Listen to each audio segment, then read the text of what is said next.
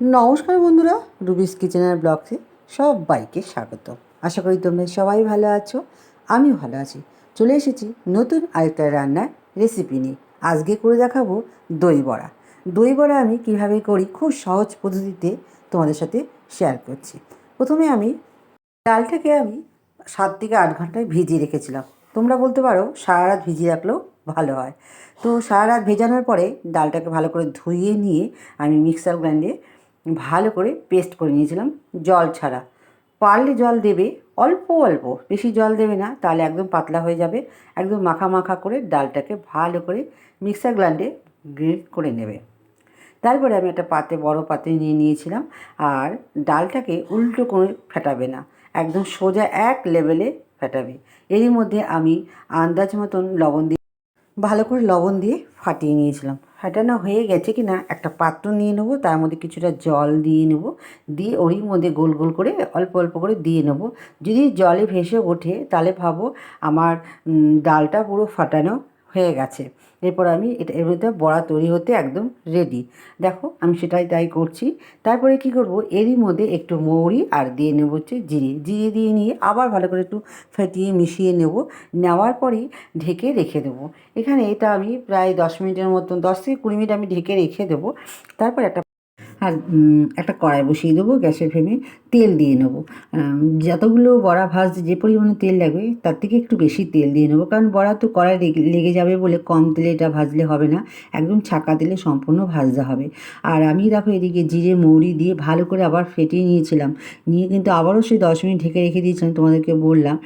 কারণ হচ্ছে ঢেকে না রাখলে ভালো লাগবে না, কারণ এই গন্ধটা এই ডালের সঙ্গে পুরো মিশে যাবে বলে। আর এদিকে আমি একটা কড়াই বসিয়ে দিয়েছি, দিয়ে একদম বড়াগুলো ভালো করে ভেজে নেবো। আর বেশি কড়া ভাজবো না, তাহলে কী হবে বলো তো, খেতে ভালো লাগবে না, পোড়া পোড়া হয়ে যাবে। একদম মিডিয়াম মতন ভেজে নেবো। আর প্রথমে তেলটাকে গরম করে নিয়ে তারপরে গ্যাসের ফ্লেমটা কমিয়ে দেবো। কমিয়ে এই বড়াগুলো ভাজতে হবে। খুব আগুন তেতে এই বড়াগুলো ভাজলে ভেতরে কাঁচা থেকে যাবে, সেই জন্য এইভাবে ভেজে নিতে হবে। দেখো আমি কি সুন্দর করে ভেজে নিয়েছি। আর আমার দেখো ভাজাটা যে সম্পূর্ণ হয়েছে, এবার আমি একটু ঠান্ডা হলে হাত দিয়ে ভেঙে দেখে নেবো। তারপরে কি করেছি, একটা পাত্র বসিয়ে দিয়েছি। পাত্রের মধ্যে আমি লবণ, 1 চামচ লবণ আর একটু চিনি দিয়ে ভালো করে মিশিয়ে নিয়ে এই যে ডালের যে বড়াগুলো করেছিলাম সেগুলো এর মধ্যে দিয়ে নেবো। দিয়ে একটু 20 মিনিটের মতন ঢেকে রেখে দেবো। কেন জানো তো, কেন হচ্ছে এগুলো ফুলে যাবে। আর না ফুলে দই বড়ায় যে বড়াটা যদি না ফুলে খেতে তখন ভালো লাগবে না, ভেতরটা একটু ফাঁপা হবে আর স্পঞ্জি হবে জলে ভিজিয়ে রাখলে অনেকক্ষণ। তারপর একটা তড়কা বানিয়ে নেবো। একটা ফ্রাই প্যান বসিয়ে দিয়েছি, ওর মধ্যে দিয়েছি সামান্য রিফাইন তেল, মৌরি, আর দিয়ে নিয়েছি মেথি, আর দিয়েছি কালো সর্ষে, আর হচ্ছে কারিয়া পাতা দিয়ে ভালো করে নাড়িয়ে চাড়িয়ে নিয়ে একটু ভাজা ভাজা হয়ে গেলে এই তরকাটা এই দেখো এর মধ্যে আমি দিয়ে নিয়েছি। দিয়ে সবগুলো যাতে মিশে যায় তেলের মধ্যে, আর গন্ধটা দারুণ বেরাবে, খেতেও ভালো লাগবে, সেই জন্য দিয়ে নিয়েছি। দিয়ে ভালো করে আবারও 10 মিনিট ঢেকে রেখেছি। আর এইদিকে একটা চাটনি বানিয়ে নেবো। চাটনি হচ্ছে তেঁতুলের চাটনি। তেঁতুলটাকে ভালো করে ভিজিয়ে রেখেছিলাম, দিয়ে বীজগুলো সব জলের থেকে বের করে নিয়ে একটা ফ্রাই প্যান বসিয়ে দিয়ে ওর মধ্যে একটু তেল দিয়েছি, তেঁতুলের কাইটা দিয়ে নিয়েছি। আর ফোড়ন আমি এখানে, কারণ ওই যে ফোড়ন দিইনি আমি, দিয়ে তারপরে আমাদের একটু শুকনো লঙ্কার গুঁড়ো, চাট মশলা, একটু লবণ দিয়ে আর একটু ঝাল দিয়েছিলাম। দিয়ে ভালো করে নাড়িয়ে চাড়িয়ে নেওয়া হয়ে গেলে পরে একটু আখের গুড় দিয়ে নিয়েছিলাম। আখের গুড়টা দিয়ে নিলে কী হবে বলো তো, মানে স্বাদটা একটু আলাদা হয়ে যাবে, সেই জন্য। আর তার সাথে একটু চিনিও দিয়ে নিয়েছিলাম, তোমরা দেখেছো চিনির পাকটা দিয়ে ভালো করে ওটা করে নিয়েছি। আর চিনি না দিলে তেঁতুল প্রচণ্ড টক, আগে প্রথমে পাক বানিয়ে নিয়েছিলাম, তারপরে তেঁতুলটা দিয়ে নিয়েছিলাম, এভাবে করেছি। আর এদিকে একটা মশলা বের করে নিয়েছি, এটা তোমরা ভেজেও নিতে পারো আর গুঁড়ো মশলা অ্যাড করে নিতে পারো। আমি এখানে সমস্ত গুঁড়ো মশলা অ্যাড করে নিয়েছি, জিরের গুঁড়ো, ধনিয়া গুঁড়ো, লঙ্কার গুঁড়ো, একটু বিট নুন দিয়ে একটা মশলা রেডি করে নিয়েছি, সাথে শুকনো লঙ্কাও দিয়ে নিয়েছিলাম। আর তোমরা এখানে আস্তে আস্তে সব কিছু মশলা দিয়ে ভেজে মিক্সার গ্রাইন্ডে মিক্স করেও নিতে পারো, একই ব্যাপার। যেহেতু গুঁড়ো মশলা ছিল সেজন্য এভাবে করে নিয়েছি। আর তারপরে এদিকে আমি একটা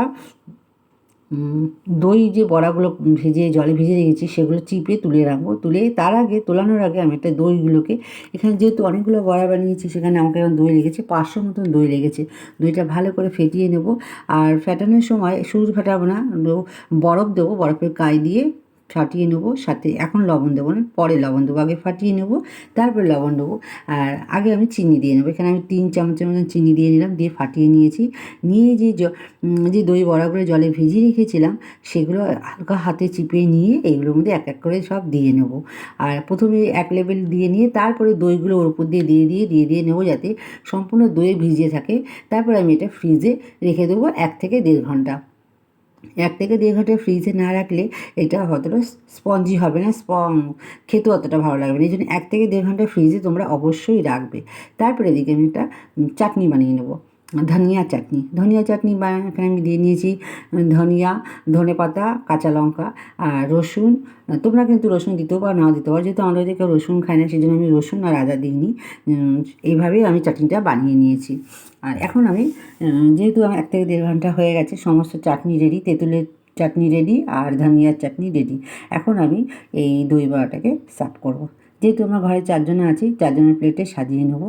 প্রথমে ফ্রিজ থেকে বের করে নিয়ে দই বড়াগুলো প্লেটে 4টে 4টে করে বেরিয়ে নিয়েছি। তারপরে দিয়ে নিয়েছি সবুজ চাটনিটা, তারপরে তেঁতুলের কাইটাই দিয়ে নিয়েছি, ওপর দিয়ে নিয়েছি চাট মশলা, তারপর দিয়ে নিয়েছি ঝুঁই মশলা। এই হচ্ছে আমার দই বড়া। তো বন্ধুরা, কেমন হয়েছে অবশ্যই কিন্তু কমেন্ট করে জানাবে, আর ভালো লাগলে লাইক কমেন্ট শেয়ার করবে। আর যারা নতুন আছে আমার চ্যানেলে তারা অবশ্যই সাবস্ক্রাইব করে দেবে। আর তোমরা কিন্তু অবশ্যই কমেন্ট করবে। আর এই দই বড়াটা আমি প্রথম বানালাম, আর খেতে অসাধারণ হয়েছিল। আমি চেষ্টা করবো দ্বিতীয়বার আরেকবার বানানোর জন্য অন্য আরেকটা খাবার রেসিপি নিয়ে। চলো আজকে এই পর্যন্ত, সবাই ভালো থেকো, সুস্থ থেকো। দেখা হবে আগামীকাল আরেকটা নতুন রান্নার ভিডিও নিয়ে। টাটা।